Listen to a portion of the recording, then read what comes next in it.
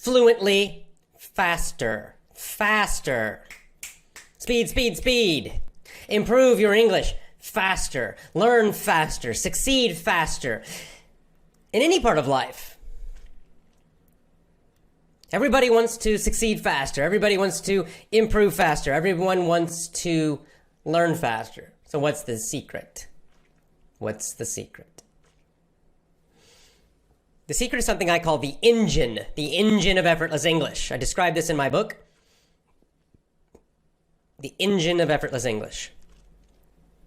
And it's the engine that will help you speak faster, fluently, effortlessly, to help you speak English effortlessly. That means fluently, feeling relaxed and confident. It's that combination of all of those things. That's what I mean by effortless English. It means you speak fluently and you feel relaxed and confident while you're speaking fluently.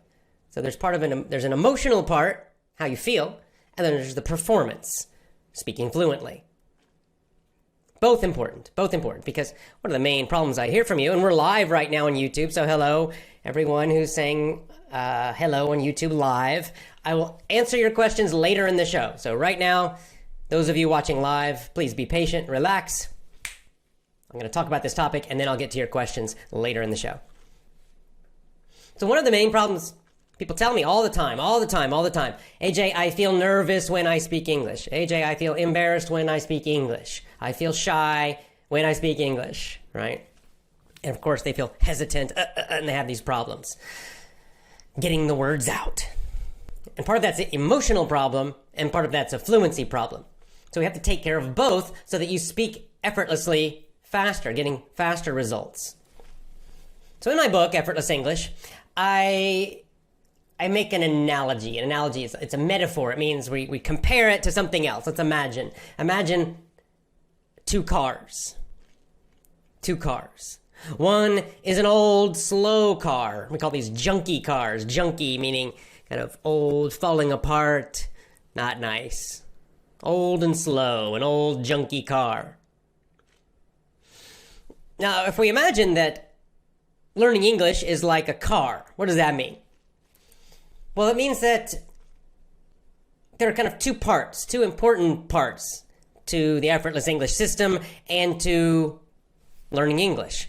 And the two parts are the fuel and the motor. The fuel and the motor. So we're going to describe learning English as a car. And we're going to talk about the two big main parts that give the power, that make the car go. There's two things that make a car move, that give the power. That's the motor, right? The engine. And then, of course, every engine needs fuel. Without gasoline, without fuel, the engine will not go, the engine will not start. So it needs these two things. In the effortless English system, the motor, that's the method, that's the learning method, the learning techniques that you use.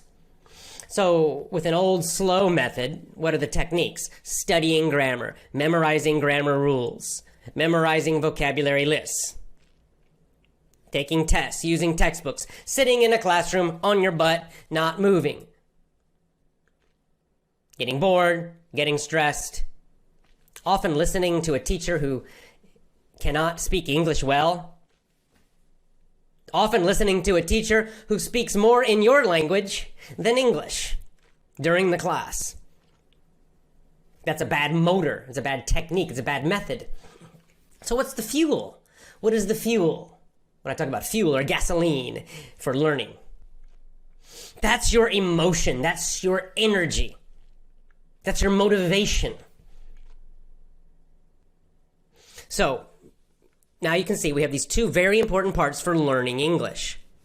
For any system, anyone, anywhere.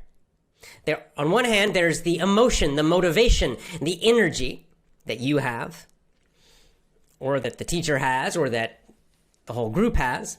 And then there's the methods and the techniques, which is the motor. So the fuel and the motor, the energy and the method. They both must be great to learn fast, to learn quickly as possible, to achieve your result, to get success as fast as possible. You need both of them to be powerful. Very, very, very important. The problem with schools, the problem with the old methods is they're both terrible. They're both terrible.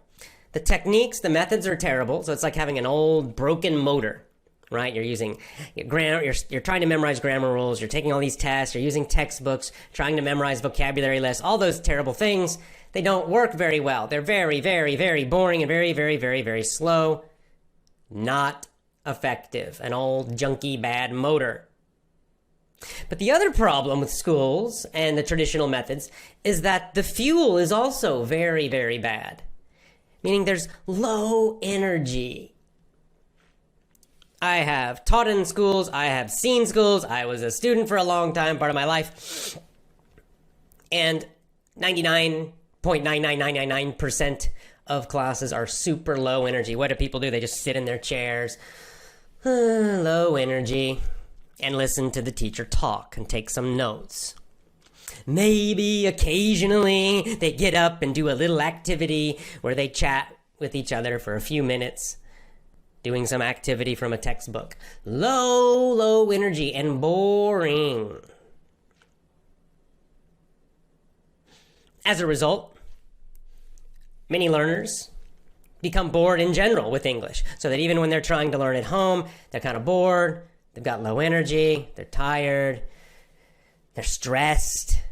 This is all like bad fuel. It's like gasoline that's really, really, really old and has dirt in it, right? It's low energy. So this is what schools have. You've got this dirty, horrible, low energy gasoline, and you're putting it into an old, broken engine. Therefore, the learning, the success, the improvements, very, very, very slow.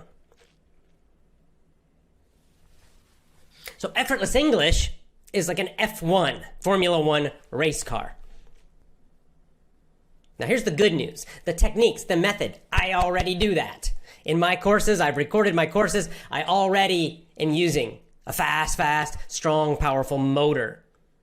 I describe that in my email course. I describe it in my book, all of the techniques and methods of effortless English. They're powerful. The great thing is when you use my courses or my lessons, you don't have to worry about that. Just listen. I'm already doing it for you. I've already planned it. I've already recorded and created those lessons to use the best possible techniques. However, you have a job, and that's the fuel.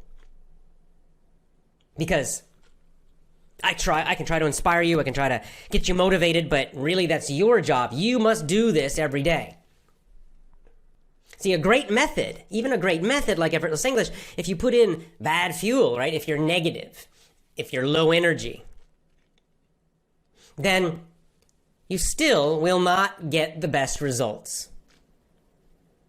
You still will not improve very quickly.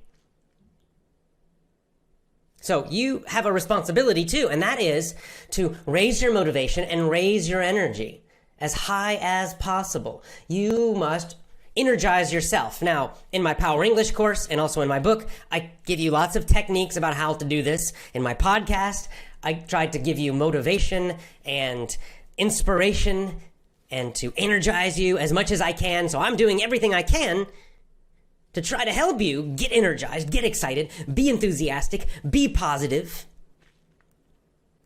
But still, in the end, you must also do this. You must try. You must get yourself energized. You've got to be enthusiastic.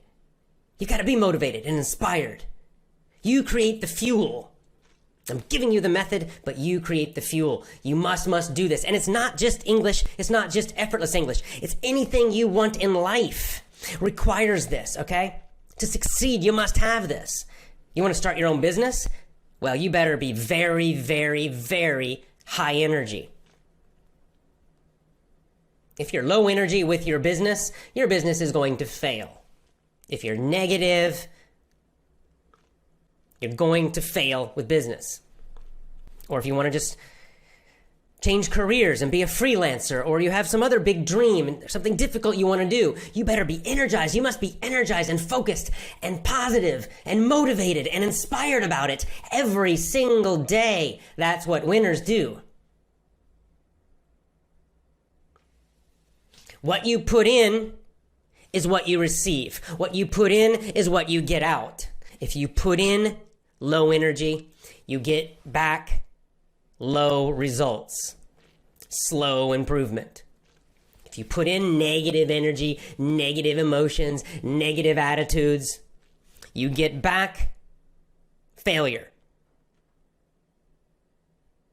This is life in general. Whatever it is you dream about, whatever it is you want in life, it's like an investment you've got to put in. And what you invest is not money. What you invest is emotion and energy and motivation and inspiration.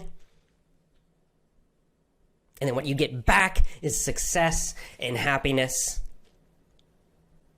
and learning and growth and improvement.